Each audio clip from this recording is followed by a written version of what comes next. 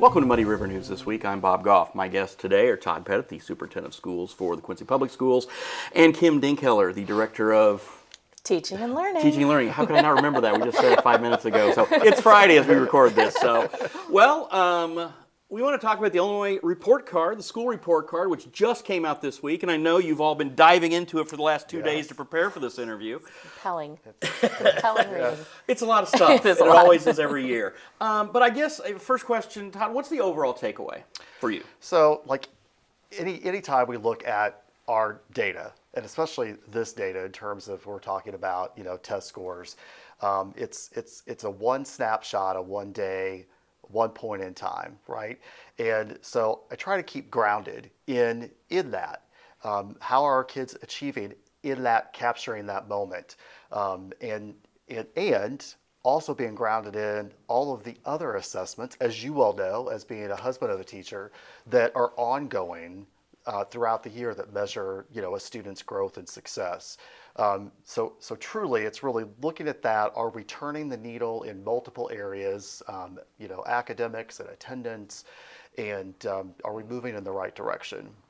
And Kim, when you look at this from your perspective and kind of being the one who kind of helps guide the overall curriculum, you look at the numbers, and again, I know there are a lot of impacts. There are a lot of factors that go into this.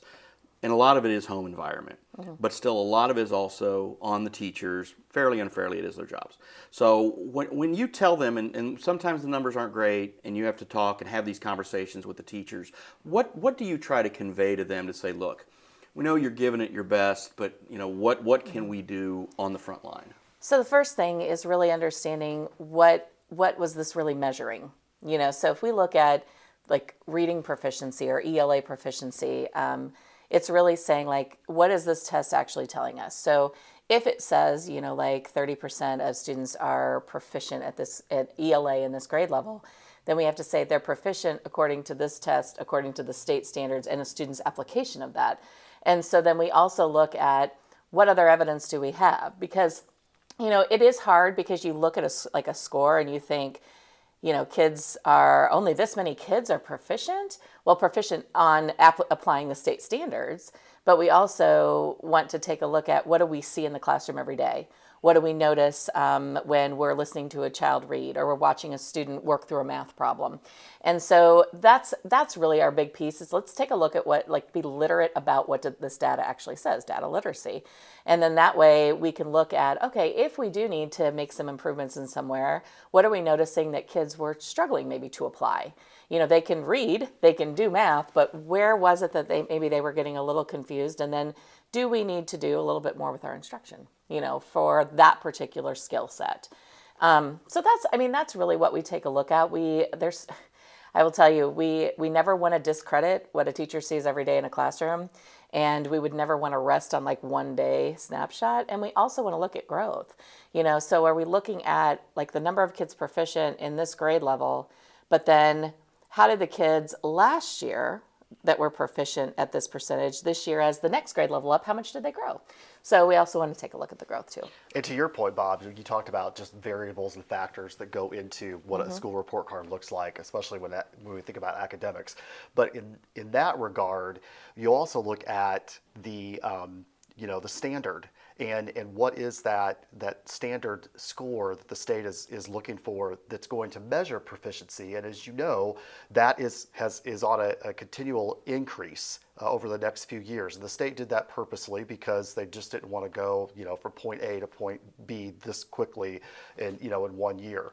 But I say that because I just reminded our staff today that when we look at student growth, we have to measure those types of things as well, because if we're seeing that our students are achieving, then we also have to consider they really are achieving more than what we probably are looking at least with the school report card, the numbers on that page, because that cut score is different from last year.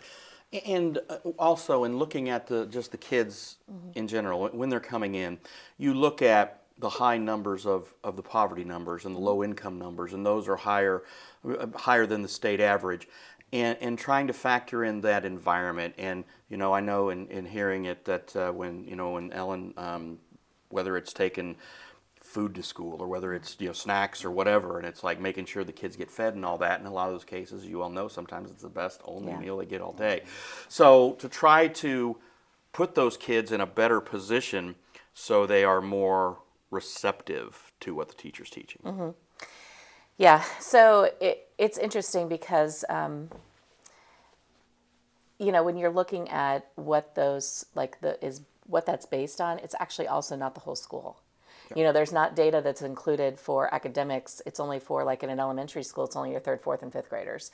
Junior high, they're the ones that kind of are at the low end, because every single student in their school is impacted by what's on the report card. Whereas high school, a lot of the data is 11th grade data. It's not your whole school, but what we have to look at, and that's why when you look at a summative designation that's given on the report card, it's multiple indicators, because that child that maybe is not seeing as much growth, not seeing as much proficiency, we can break down the data to look at also what was their absenteeism rate, what was their truancy rate, what was their poverty level rate, all of those things factor in.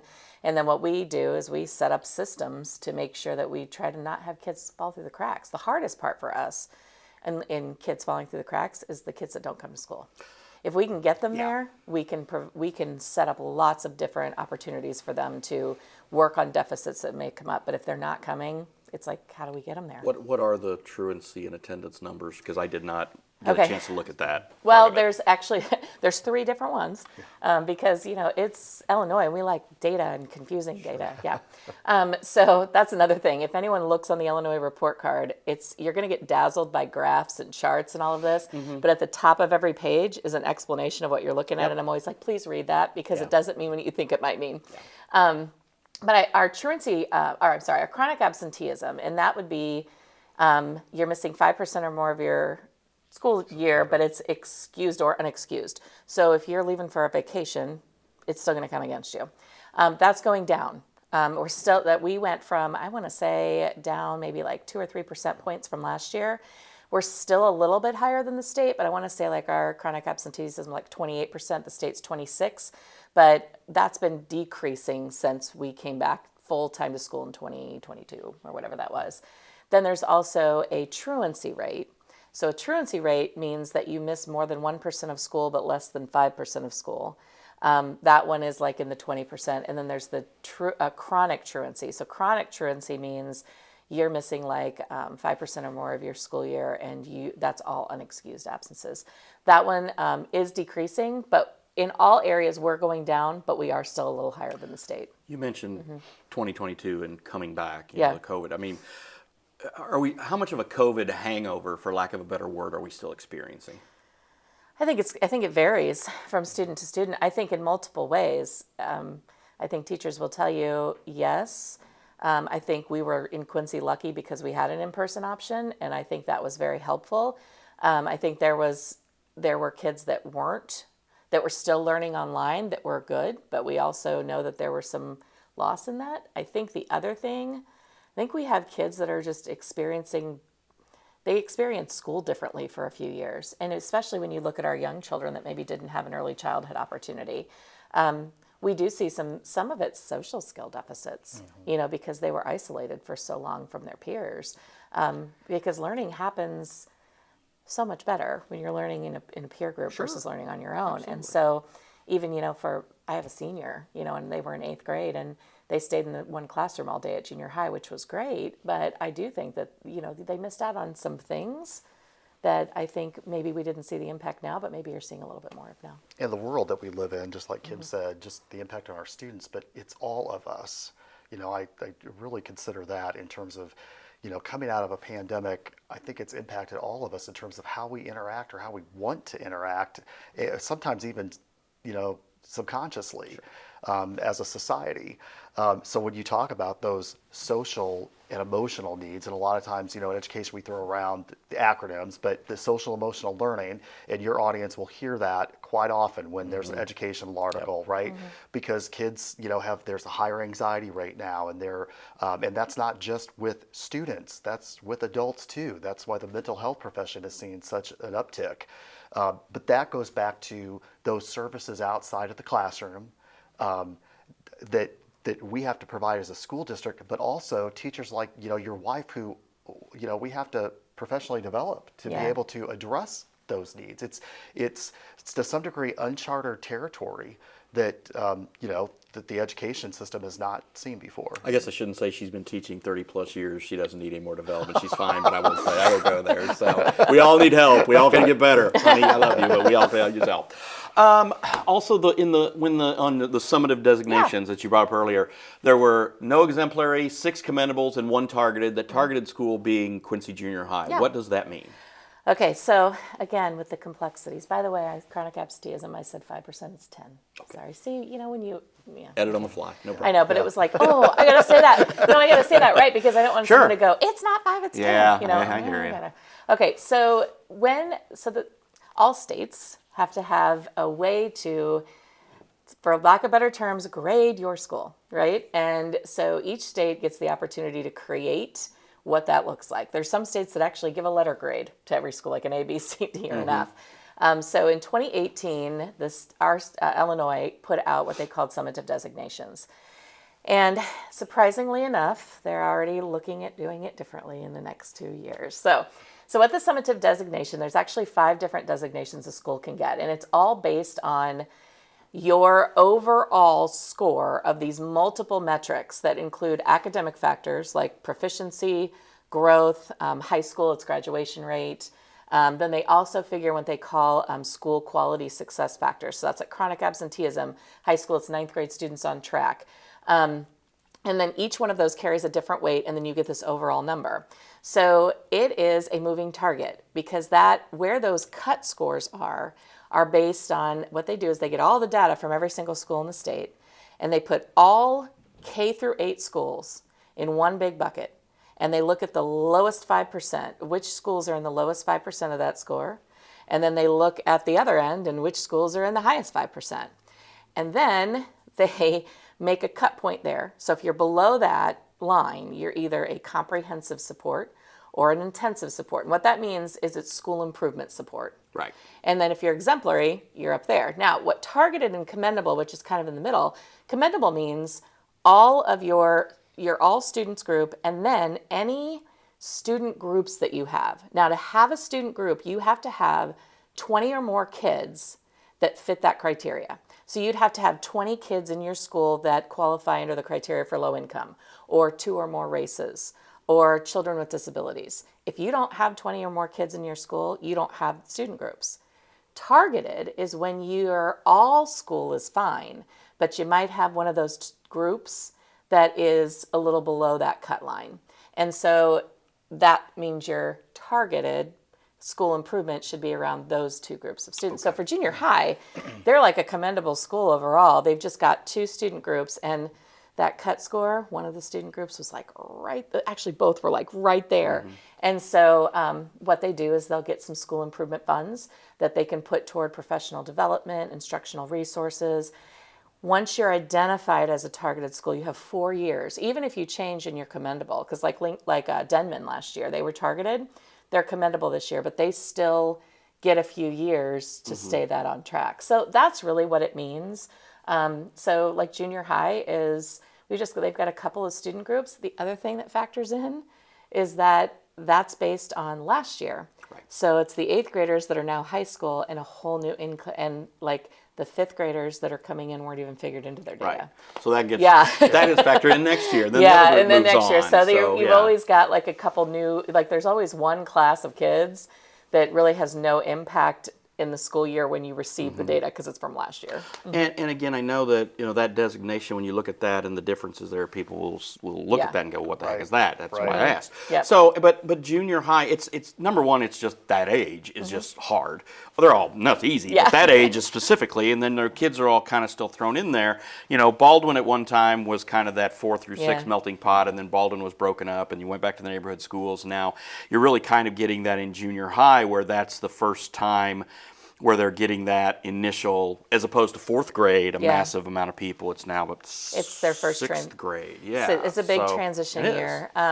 It's also one of the largest junior highs in the state. Last I checked, it was us and Alton that were the 2 that were up there.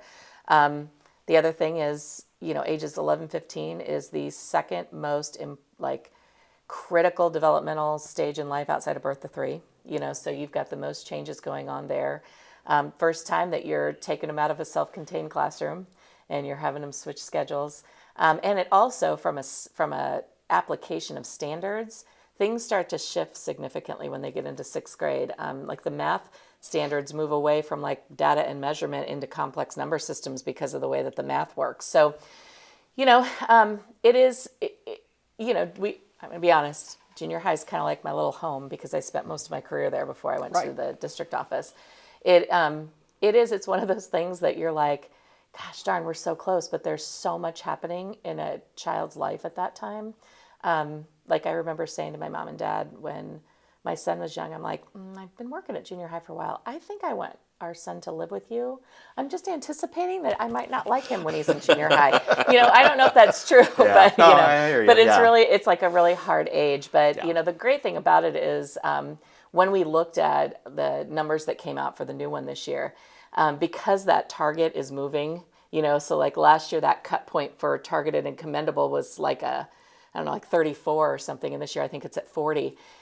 Even though like junior high was targeted last year, when you look at the student groups that they were targeted for last year, it's the same one, but those student groups also grew. So did the target, And so it was like last year you were a little further away from the target. Now that group has made really good growth and you're right under the target. So the target's growing, so is junior high, and they're on top. We're all on top of it. I mean, I'm sure you know this from Ellen. We're always talking about what we can do differently. We're always exploring new resources. It's like schools are always in continuous improvement because the landscape of education is constantly changing. Yeah, no question. And the very basic level, just like you said, whoops. It's not a real mic. I'm tearing stuff up. On the base, it's a prop. On the basic level, it really is about those. Now I lost my train of thought because I'm thinking about the mic. Squirrel. I know, right? On the basic level, it goes back to when you see your rating, your mind goes to, oh, it's the entire school, or it's and that's why we're here. Thank you for the opportunity. Sure. Yeah. But it also, I think, when I think back to any of us that went through QPS, we have our own memory of what junior high was like, and the school has changed and evolved as we've added 6th grade and put freshmen out of the high school. But Mrs. Fleer, Principal Fleer and her team, they do a great job with teaming now at each grade level. So, basically reducing those numbers of students within those grade level teams. Also just location in the school. Each grade level has a floor. So it's really just trying to pare that down to not only assist with that 5th to 6th grade transition, but just overall having a school that's so large. But and when as we're wrapping up here, but when you look at it and people do look at the scores, like why aren't these scores higher? Why aren't these things higher? You also, again, it's the fact that you have to, every kid matters. Yeah. And you've got the kids who are at the bottom and are struggling the most.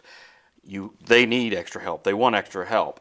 But just because a kid might be a high flyer, so to speak, that doesn't mean you just let them go on their own. They're still a kid. They still need the guidance. They still need the structure. They might do better at testing. They might have a better home life or whatever. That's great. But you can't, yes, this person needs more attention. But again, you've got to find that balance of how do we get these numbers up with these kids, but also make it so these kids who look like they're really going to excel do, and take that to the next level and go and become go to college, become our leaders. And then the ones who are kind of here, okay, what can we do so this child has a better future? And maybe they do end up getting it together or figuring things out, and they're going to go to college, go to trade school, do whatever, and become a productive member of society.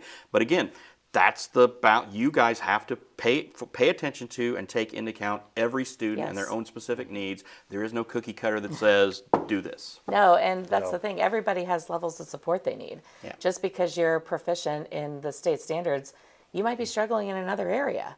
I mean, that's just where it is. And we can't just so when I say targeted, like when junior high looked at their numbers, we looked at those 2 targeted groups, but we looked at every single group and we looked at the all number. And we know that anything that we're doing to support those student groups, we want to make sure that it's going to support all the kids.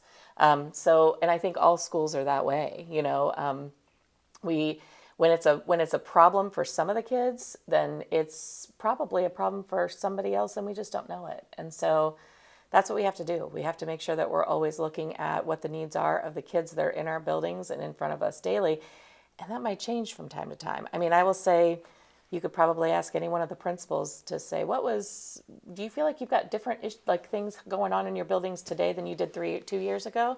They'll say, we have different things going on in our buildings this year than we did 6 months ago. Sure. So that's the best thing that we can do with this data. And I do feel like Quincy is always looking at student progress. So for us, when the Illinois report card comes out, for us, it's just about wrapping around what does this tell us and what else does it match with? What does it point out that maybe we didn't see before? Kim mentioned support. I'm going to put a shameless plug in because since last spring, my